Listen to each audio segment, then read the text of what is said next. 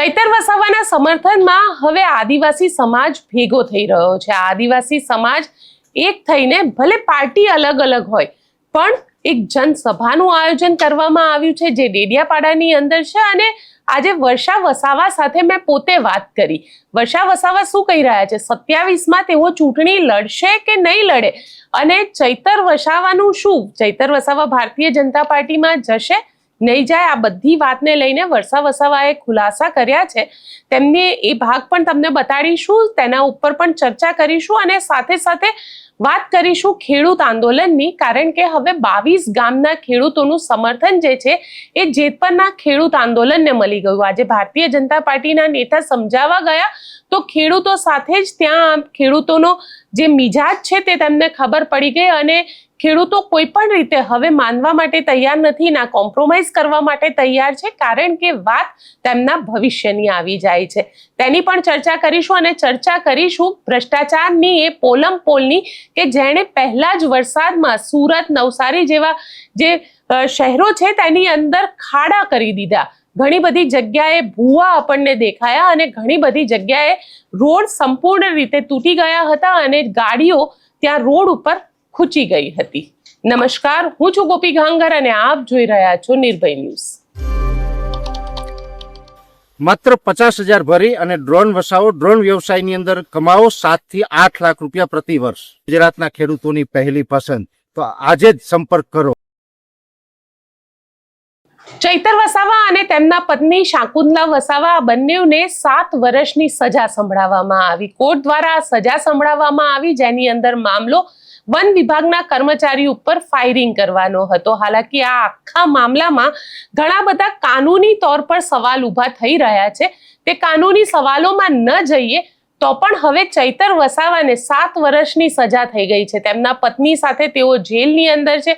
વડોદરાની સેન્ટ્રલ જેલમાં બંધ ચૈતર વસાવા માટે હવે આદિવાસી વિસ્તારમાં જન સમર્થન ભેગું કરવાનો પ્રયત્ન કરવામાં આવી રહ્યો છે। આદિવાસી લોકો અલગ અલગ વિસ્તારમાં અત્યાર સુધી આમ આદમી પાર્ટી પોતે રેલી કરી રહી હતી, પણ હવે આદિવાસી નેતાઓ જે છે એ ચૈતર વસાવાના સમર્થનમાં આવ્યા છે, કારણ કે આદિવાસી નેતાઓને પણ ક્યાંક ને ક્યાંક એવું લાગવા લાગ્યું છે કે જો અત્યારે ચૈતર વસાવા સાથે ઊભા નહીં રહીએ તો આવનારા દિવસોમાં તેમનો પણ વારો આવી શકે, કારણ કે અનંત પટેલ ઉપર પણ કેસ છે અને બીજા નેતાઓ જે છે આદિવાસી વિસ્તારના તેમના ઉપર પણ નાના મોટા કેસ છે। હવે આ નેતાઓ ભેગા થઈ રહ્યા છે, એક મંચ ઉપર ભેગા થઈ રહ્યા છે અને આનું જે રેલીનું આયોજન કરવામાં આવ્યું છે તેનું નામ આપવામાં આવ્યું છે સામાજિક જન સમર્થન સભા।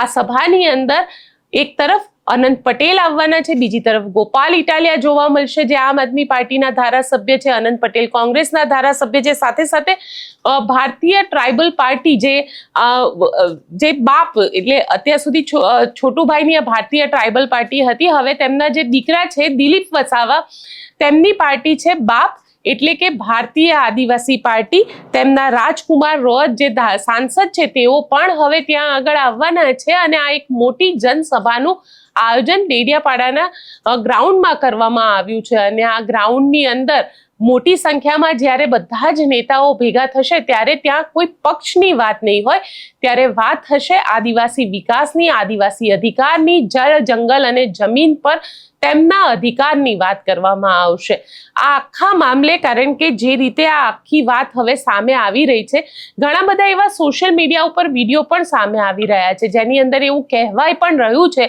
કે રાષ્ટ્રને તોડવાની વાત અહીંયા આગળ કરવામાં આવી રહી છે, કારણ કે એક વિડીયો સોશિયલ મીડિયા ઉપર ખૂબ વાયરલ થયો। પહેલા એ વિડીયો જોઈ લઈએ અને પછી તેના વિશેની ચર્ચા કરીએ। વાત છે કે અમારે પેલો એક ચેતરભાઈ એક પેદા થયો તેને તમે જેલમાં નાખી દો એટલે તમે કેવા શું માંગો છો તમે? અને આપણે બધા બેહીને આમ ઠપકારીને તાળી માર્યા કરવાનું, ખોટું લાગે માફ કરજો। દેશનો માલિક આપણે ભીલ પ્રદેશ મને નથી જોઈતો ભીલ પ્રદેશ, મારે ભીલ દેશ જોઈએ છે આખો। અરે ભીલ પ્રદેશમાં કલેક્ટર હું પાછો લોકો જ આવે એવો જોઈએ કે ભીલ પ્રદેશ આપણને આપણા જોઈએ, દેશ જોઈએ આપણને, હવે પ્રદેશ નથી જોઈતો ભાઈ। એટલે જે માંગણી કરે છે એ લોકો બી હવે દેશની માંગણી કરો। ભીલ પ્રદેશ બહુ થઈ ગયું, ઝારખંડ જોઈ લીધું આપણે, શું થયું તે બધું કાઢી ગયો અદાણી. આપણે એવો ભીલ પ્રદેશ માંગીને પછી પાછા એવા અદાણી ફદાણીને જ લાવવાના હોય તો એવો પ્રદેશ જોતો જ નથી. આપણને દેશ જોઈએ અલગ કે પ્રદેશ જોઈતો હે? દેશ જોઈએ ને. હવે દેશની માંગણી કરો, જે થવાનું થાય. ગુરુવારથી દેશ જોઈએ આપણને. અને દેશમાં આપણું શાસન, જજનું શાસન નહીં ચાલે. હવે આપણું શાસન અમે હુકમ કરશું. આદિવાસીઓ નક્કી કરશે ચેતરબાની કેટલી સજા કરે. તમે કોણ કરવા વાળા ભાઈ? આદિવાસી નક્કી કરે ને. એટલે આપણે કોઈ હવે સાંભળવાનું નથી. હવે આપણને ચેતરભાઈ, ખરેખર હું તો કહું છું, ચેતરભાઈ હજુ 1 મહિનો જેલમાં રહેતો કે લોકોને ભેગા તો કરી દે. આ વિડીયો આપે જોયો. અત્યાર સુધી વાત એ હતી કે ભીલ પ્રદેશની માંગ આદિવાસી કરતા હતા. હવે ભીલ રાષ્ટ્રની વાત કરવામાં આવે છે. એટલે કે ભારત દેશમાંથી એક નવો દેશ ઉભો કરવાની વાત કરવામાં આવે છે. જ્યારે ભીલ પ્રદેશની વાત કરવામાં આવે તો ભીલ પ્રદેશની જો વાત કરીએ તો તેમાં રાજસ્થાનનો અમુક જે આદિવાસી વિસ્તાર છે, ગુજરાતનો આદિવાસી વિસ્તાર જેની અંદર અંબાજીથી લઈને ઉમરગામનો પટ્ટો, આ બાજુ મધ્યપ્રદેશનો જે વિસ્તાર આવી રહ્યો છે અને તેની સાથે સાથે મહારાષ્ટ્રનો જે નંદુરબાર વાળો વિસ્તાર આવી રહ્યો છે, એ બધાને જોઈન કરીને એક ભીલ પ્રદેશ કરવાની માંગ થઈ રહી હતી. હવે એને જ ભીલ રાષ્ટ્રના નામ આપી દેવામાં આવ્યું છે. આદિવાસી નેતાઓ કહી રહ્યા છે કે ભીલ રાષ્ટ્ર બનાવવામાં આવે, તેમાં દેશનો ધ્વજ પણ અલગ હશે, રાષ્ટ્રગીત પણ અલગ હશે અને તેના નિયમ કાનૂન પણ અલગ હશે. આ પ્રકારની વાત કરવામાં આવી રહી છે. સામે જે લોકો રાષ્ટ્રને પ્રેમ કરે છે અને જે લોકો રાષ્ટ્રની વાત કરે છે તે લોકો કહી રહ્યા છે કે આ બધા જ જે આવી વાત કરી રહ્યા છે અને ભીલ રાષ્ટ્ર બનાવવાની માંગ કરી રહ્યા છે એ લોકો દેશદ્રોહી છે. આ પ્રકારની વાત પણ સોશિયલ મીડિયા ઉપર કરવામાં આવી. પણ અહીંયા સવાલ એ ઊભો થઈ રહ્યો છે, ભીલ પ્રદેશની માંગ છેલ્લા ઘણા વર્ષોથી ચાલી રહી છે. છોટુ વસાવાની જે રાજનીતિ છે એ રાજનીતિમાં ભીલ પ્રદેશની માંગ એ સૌથી મોટો મુદ્દો હતો અને ત્યારબાદ ચૈતર વસાવા આવ્યા. ચૈતર વસાવાએ પણ પોતાની રાજનીતિની શરૂઆત કરી તો તેમને પણ ભીલ પ્રદેશની વાત કરી અને ભીલ પ્રદેશની માંગ જે છે એ ઘણા વખતથી આદિવાસી વિસ્તારની અંદર કરવામાં આવી રહી છે. ખેર, આ તો ભીલ પ્રદેશ એટલે એક આખું નવું રાજ્ય બનાવવાની વાત થઈ રહી છે. હવે એ સંવિધાન પ્રમાણે કઈ રીતે બનશે તેના માટે આદિવાસી નેતાઓ પાસે પોતાના તર્ક છે, પણ એ તર્ક એકચ્યુઅલમાં કેટલા ઇમ્પ્લિમેન્ટ થઈ શકે છે કે કેટલા લાગુ થઈ શકે છે તે હજી પણ એક કાનૂની રીતે વિચારવાની વાત છે. પણ સવાલ અહીંયા આગળ એ ઊભો થઈ રહ્યો છે કે આદિવાસી નેતાઓ જે હવે ભેગા થવા લાગ્યા છે અને આદિવાસી સમાજને કહેવામાં આવી રહ્યું છે કે તમારા હક માટે તમારે જાગવું પડશે. જે નેતા તમારા માટે વાત કરી રહ્યા છે, તમારા માટે લડી રહ્યા છે, તમારા માટે ઝઘડી રહ્યા છે, તેવા નેતાને જ્યારે જેલમાં પૂરી દેવામાં આવે છે ત્યારે તમારે જાગવું પડશે, ત્યારે તમારે બોલવું પડશે, ભેગા થવું પડશે. અને એટલા જ માટે થઈ અને બધા જ આદિવાસી નેતાઓ પોતાના પક્ષને ભૂલીને આ જે સભાનું આયોજન કરવામાં આવ્યું છે, ડેડિયાપાડામાં સભાનું આયોજન કરવામાં આવ્યું છે. વર્ષા વસાવા પણ તે સભાની અંદર હાજર રહેશે. ચૈતર વસાવા દ્વારા જે ખાસ સંદેશ આપવામાં આવ્યો છે તે કાગળમાં લખીને તેમના દ્વારા વાંચવામાં આવશે ત્યાં આગળ આ સંદેશને. એટલે આખી વાત કરવામાં આવે તો ચૈતર વસાવા જે રીતે અત્યારે જેલની અંદર બંધ છે, કારણ કે એને આદિવાસી સમાજમાં એ રીતે જોવામાં આવી રહ્યું છે કે એમના નેતા જે એમના માટે વાત કરી રહ્યા હતા તેમને જેલમાં પૂરવામાં આવ્યા છે. હાલાકી આપને જણાવી દઉં કે તેમના ઉપર જે આરોપ હતો, તેમના ઉપર વન કર્મચારી ઉપર ફાયરિંગ કરવાનો આરોપ હતો અને તેટલા જ માટે થઈ અને ચૈતર વસાવા અને તેમની પત્નીને 7 વર્ષની સજા સંભળાવવામાં આવી છે.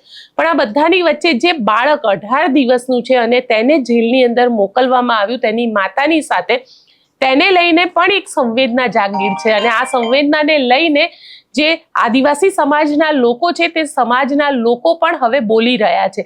આદિવાસી સમાજના લોકોનું એવું કહેવું છે કે તેમના સમાજના બહેનને આવી રીતે 17 દિવસ 18 દિવસનું જે બાળક છે એને લઈને જેલમાં જવું આ કેટલું યોગ્ય છે. વર્ષા વસાવા સાથે મેં પોતે વાત કરી આ વિષય ઉપર અને વર્ષા વસાવાએ શું કહ્યું તે સાંભળી લઈએ.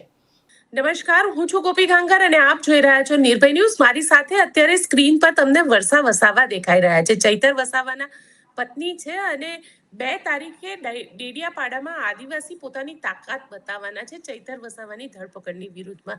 વર્ષાબેન, શું કાર્યક્રમ છે અને ચૈતર વસાવાની જે રીતે ધરપકડ કરવામાં આવી છે, જે જજમેન્ટ આવ્યું છે, એને લઈને આપની પહેલી પ્રતિક્રિયા શું છે?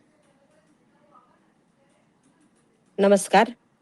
હવે જે જજમેન્ટ આવ્યું છે એ જજમેન્ટ સાંભળીને તો અમને પણ ઘણું દુઃખ થયું છે. અને જે હાલ ડેડિયાપાડામાં કાર્યક્રમ યોજાયો છે એમાં સામાજિક રીતે છે, એમાં બધા સમાજના લોકો ત્યાં આવશે અને ધારાસભ્યને સમર્થન કરશે કે આ ખોટી રીતે એમને હેરાનગતિ કરવામાં આવીને જેલમાં મોકલવામાં આવ્યા છે. એટલે બધા જ સમાજના લોકો આવશે અને સમર્થન કરશે. પણ વર્ષાબેન, ત્યાં આગળ મનસુખ વસાવા તો એવું કહે છે કે આ તો કાનૂની રીતે થયું છે. એમના દ્વારા જે પોલીસ કેસ કરવામાં આવ્યો હતો એ પોલીસ કેસ માટે જજમેન્ટ આવ્યું છે, એ કે એમને એમ નથી આવ્યું. એમાં ભારતીય જનતા પાર્ટી ક્યાંય નથી આવતી.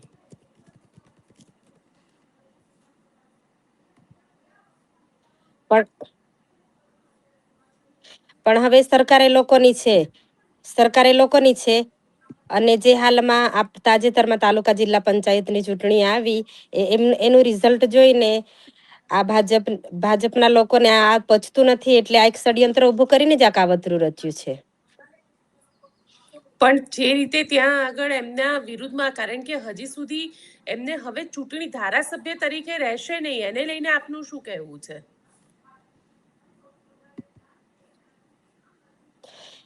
એના માટે પણ અમે અપીલ કરીશું હાઈકોર્ટમાં, એનો પણ અમે સ્ટે લઈશું.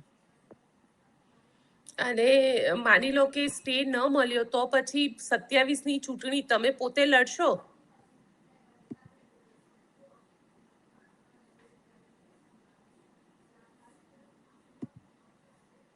હલો વર્ષાબેન, એ તો અવાજ મોવડી આવે છે? મંડળ નક્કી કરશે, એ અમારા હાથમાં નથી. કારણ કે જે રીતે આ આખો મામલો સામે આવી રહ્યો છે, અને એમાં પણ ખાસ કરીને જે નાનું બાળક 18 દિવસનું જે હા, બાળક છે, બોલો. જેને જેલના સળિયાની અંદર ધકેલવામાં આવ્યું છે, એને લઈને આપનું શું કહેવું છે? હવે જે 18 દિવસનું બાળક છે, નિર્દોષ બાળક છે. 18 દિવસનું બાળક એટલે કેટલું નાનું હોય તે આપણને બધાને ખબર જ છે. 18 દિવસના એક નિર્દોષ બાળક સાથે તો આવું તો ના હોવું જોઈએ. હું જ્યારે મુલાકાત માટે ગઈ હતી તો મેં બાળકની તબિયત વિશે પૂછ્યું તો મને કહેવામાં આવ્યું કે બાળક આખી રાત ખૂબ રડે છે, કેમ કે જેલનું વાતાવરણ, ઘરનું વાતાવરણ અલગ હોય છે. ડિલિવરી પછી માતાનો ખોરાક પણ અલગ હોય છે, તે આપણને ખબર જ છે. એટલે ખરેખર આ દુઃખદ ઘટના છે. આવું તો ના હોવું જોઈએ. પણ વર્ષાબેન, તમને એવું લાગે છે કે હવે, કારણ કે જે રીતે આ આખો મામલો સામે આવ્યો છે, અને આ તો કોર્ટે ડિસિઝન લીધો છે, એફઆઈઆર ની અંદર ઘણી બધી એવી વસ્તુ છે જે હજી સુધી પોલીસ રિકવર નથી કરી શકી, જેમ કે બંદૂક છે કે અન્ય સામાન છે, એ હજી પોલીસ રિકવર નથી કરી શકી. કોર્ટે જજમેન્ટ આપી દીધું. એના માટે તમે શું કહેશો? આમ જોવા જાય તો એક રાજકીય રીતે જ ઉભું કર્યું છે. રાજકીય કિન્નાખોરી રાખીને કે ધારાસભ્યની રાજકીય કારકિર્દી ખતમ કરવા માટેનું જ આ એક ષડયંત્ર ઉભું કર્યું છે. ચૈતર વસાવા સતત બોલતા હતા, અને ચૈતર વસાવા આદિવાસીઓના હક માટે લડતા હતા. તમને લાગે છે ચૂપ કરી દેવા માટે આ કર્યું? હા, આદિવાસીઓનો અવાજ બનીને સતત હર હંમેશા લોકો માટે લડતા આવ્યા છે. એટલે એ ભાજપના લોકોને પચતું નથી કે આદિવાસીઓને જાગૃત કરે છે, આદિવાસીઓના હક અધિકાર અપાવે છે. આદિવાસીઓ જાગૃત થશે તો આપણે શું કરશું, એવું બધું છે. એટલે એક આપણે આદિવાસીઓને દબાવવા માટે આ ધારાસભ્યને અવાજ દબાવીને આપણે એમને જેલમાં પૂરી દઈએ તો કોઈ અવાજ દબાઈ જશે, એવું ભારતીય જનતા પાર્ટીના લોકો વિચારતા હશે, પણ એવું નથી. હવે બધા લોકો જાગૃત થયા છે અને લોકો લડશે. વર્ષાબેન, કારણ કે મનસુખ વસાવાએ તો એવું પણ કહી દીધું કે ચૈતર વસાવા ભોળા છે, આપ તેને મોરું બનાવી રહ્યું છે. આમ આદમી પાર્ટીના લીધે આપને લાગી રહ્યું છે કે અત્યારે જેલના સળિયાની પાછળ છે? ભારતીય જનતા પાર્ટીના લીધે છે, કેમ કે સરકાર ભારતીય જનતા પાર્ટીની છે. એટલે ખરેખર તો આ તાલુકા જિલ્લાનું રિઝલ્ટ જોઈને આ ષડયંત્ર ઉભું કર્યું છે. અને આમ જોવા જાય તો આ કેસને વધારે ફાસ્ટ ચલાવવામાં આવ્યો છે અને તાત્કાલિક ચુકાદો આપવામાં આવ્યો છે. કારણ કે ચૈતર વસાવાએ ક્યારે એવું કીધું, આમ આદમી પાર્ટી એવું કહે છે કે બીજેપી એમને પોતાનામાં લેવા માટે થઈ અને આ કરી રહી છે. ચૈતર વસાવાએ તમને ક્યારે એવું કીધું છે કે ભારતીય જનતા પાર્ટી પ્રેશર કરી રહી છે, કે ભારતીય જનતા પાર્ટીમાં જતો રહો એ માટે આ બધું કરવામાં આવી રહ્યું છે? હવે એમનું એક મનોબળ તોડવા માટે અનેક વારો જેલો કરી છે. આપણે જોઈએ છીએ હમણાં આપણા આંખ નજરે 2 થી 3 વખત આવું થઈ ચૂક્યું છે. એટલે એમનું મનોબળ તોડવા માટે અને ભારતીય જનતા પાર્ટી એવું વિચારે છે કે ભાજપમાં જોડાય એવું વિચારે છે, પરંતુ જે પાર્ટી આપણને 2 થી 3 વખત જેલો કરાવે છે, 3 મહિના જેલો કરાવે છે, પરિવારથી દૂર રાખે છે, એ પાર્ટીમાં જઈને આપણે શું કરવાનું, એ પણ આપણે એક વિચારવા જેવું છે. અને સતત આદિવાસી લોકો માટે લડે છે.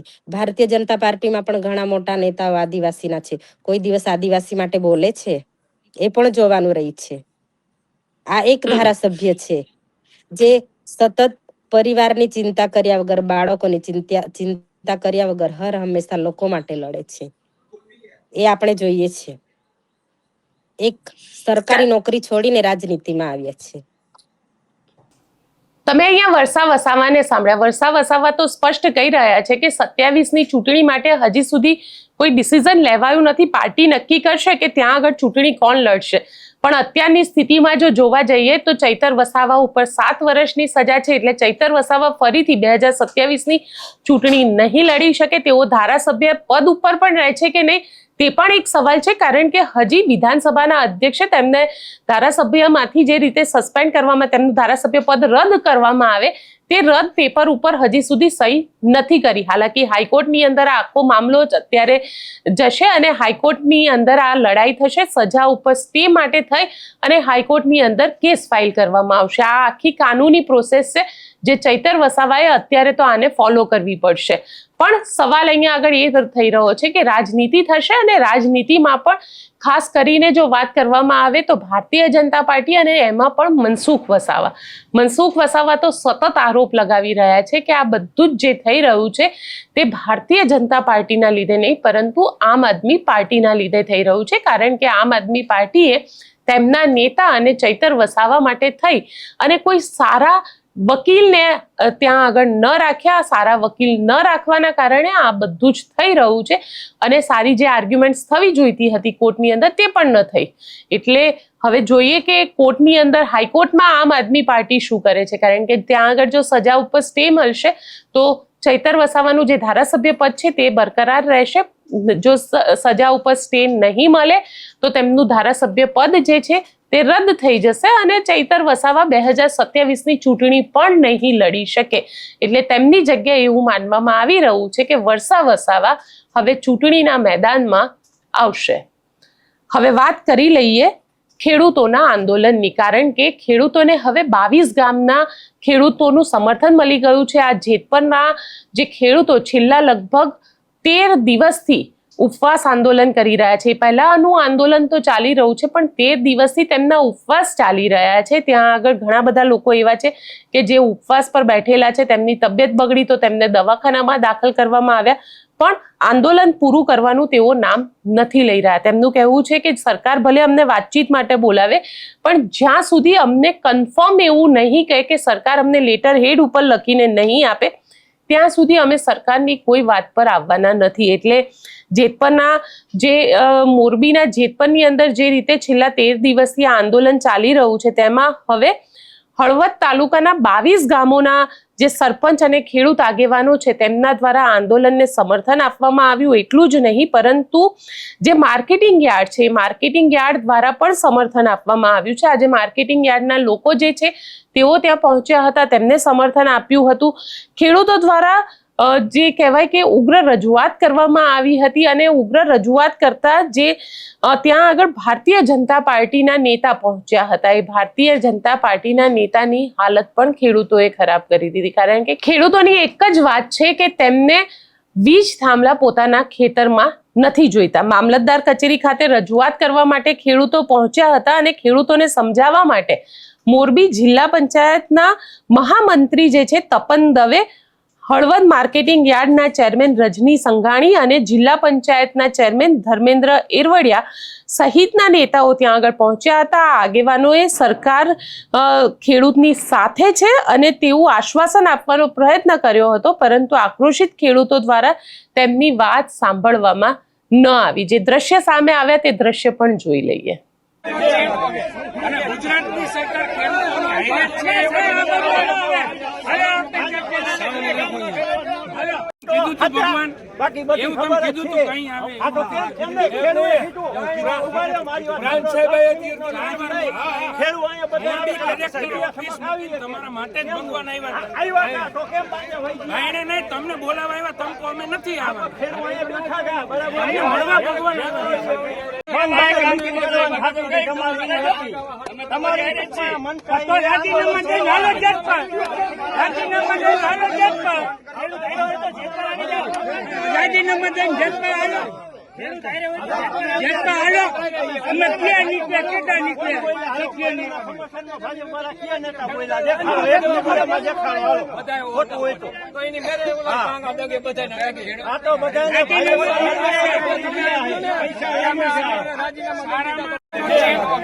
અને ગુજરાતની સરકાર ખેડૂતોની હાઈલાઇટ છે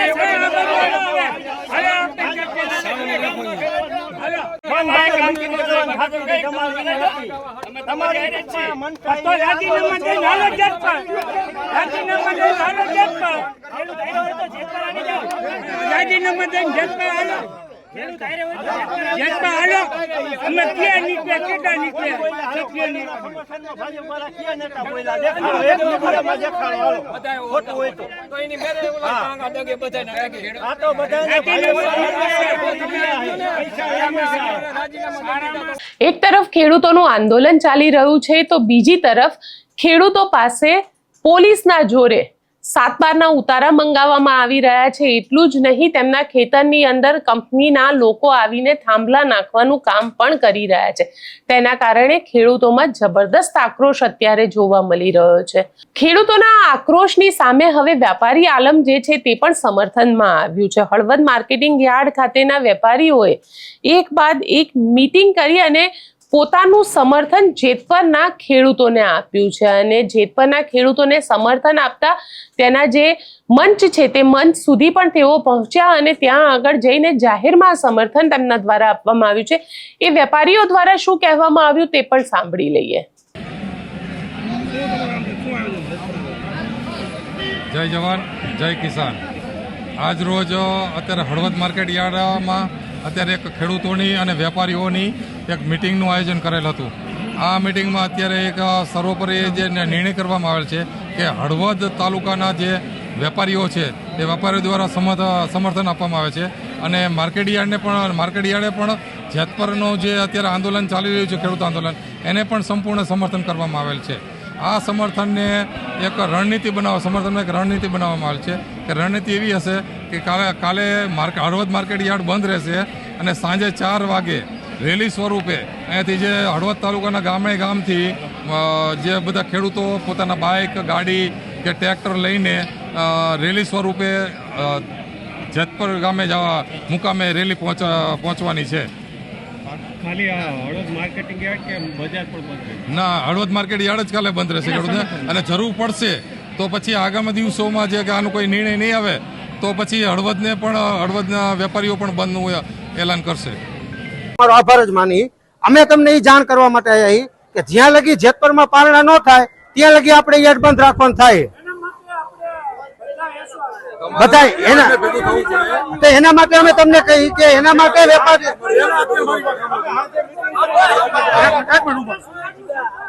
મારી વાત સાંભળો. બધા સરપંચ જે કલેક્ટરે બોલાયા હતા સવારે 8:30 મામલતદાર ઓફિસે ગયા, એ એક આખો બીજો વિષય હતો. તમને બોલાયા તે ખબર નહોતી.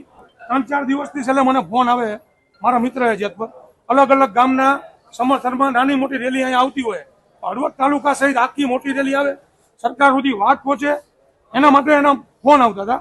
તો પરમ દિવસે રાતે ગઢવી અમે નક્કી કર્યું કે આવી રીતનો એક માહોલ બનાવી ખેડૂત, વેપારી, ગ્રામ્ય વેપારી, માર્કેટિંગ યાર્ડ બધા ભેગા થઈ સામૂહિક જબરજસ્ત રેલી કરી. બહુ શાંતિપ્રિય, જેને ટ્રેક્ટર લેવું હોય ટ્રેક્ટર લે, બાઇક લેવું હોય બાઇક લે, ગાડી લેવું હોય ગાડી લે, હારે ભારત માતાના ઝંડા લઈ, તિરંગો ઝંડો કોઈ પણ વધારાની કોઈ અલગ અલગ બાઇટ નહીં આપે, કાંઈ નહીં. એના સંપૂર્ણ સમર્થનમાં જે લોકો 13 દિવસથી ભૂખ્યા બેઠા છે, આ અમારી જે માંગ છે ખેડૂત છાવણી જેતપુરની, એક જ મુદ્દો આપણો, એમની માંગને સ્વીકારવામાં આવે બહુ જલ્દી. અત્યારે કાલ પૂરતું યાર બંધ છે. જો 2 દિવસમાં આનો નિર્ણય નહીં આવે તો યાર અને સંપૂર્ણ હળવદ ભેગું થઈ અને આગળની રણનીતિ જાહેર કરશે અને પૂર્ણ ટેકો આપશે.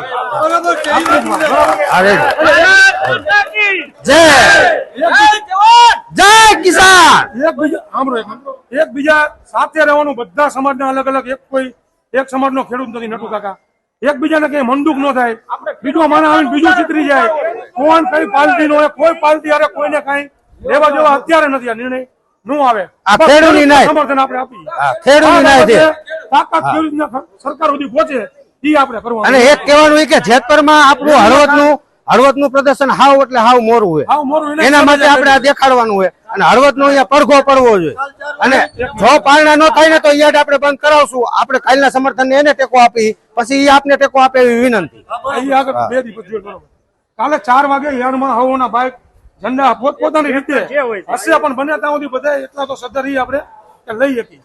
એક અલગ જ માહોલ થી. અરે પાણીની બોટલનું ટ્રેક્ટર આ છે, એ યાર એસોસિએશન તમને બધી વ્યવસ્થા કરી આપશે. પણ જે ગામમાંથી સરપંચ આવે તો પોતાના ગામમાંથી સૌથી વધારે સંખ્યામાં ગાડી બાઇક જે હોય એ લઈને અહીંયા ભેગા થશું. અહીંથી આપણે એવું વિચારી રૂટ કાલ સવારે નક્કી કરશું, ગામ હોરું જાવ કેવી રીતના જાવ, તો એક અલગ માહોલ બની ગામમાં પણ એકતાનો દર્શન રોડ બને હે, રસ્તા બને એટલે નીકળી જોઈએ કઈ રીતના જાવ. કાલે નિર્ણય લેશું. આમ તો યાદ કરી તો હવરું સ્થળ યાદ રાખો. હવે વાત કરી લઈએ સુરત અને નવસારીમાં આવેલા વરસાદની, કારણ કે સિઝનના પહેલા વરસાદે તંત્રની પોલ ખોલીને રાખી દીધી છે. એક તરફ આ સુરતની અંદર જો વરસાદ જોવા જઈએ તો લગભગ 2 થી 2.5 ઇંચ જેટલો વરસાદ ઘણા બધા વિસ્તારની અંદર રજીસ્ટર કરવામાં આવ્યો છે, જ્યારે નવસારીની અંદર 3.66 ઇંચ જેટલો વરસાદ જે છે તે અત્યારે સરેરાશ નોંધાયો છે. પણ આ વરસાદમાં તંત્રની પોલ ખુલી ગઈ છે.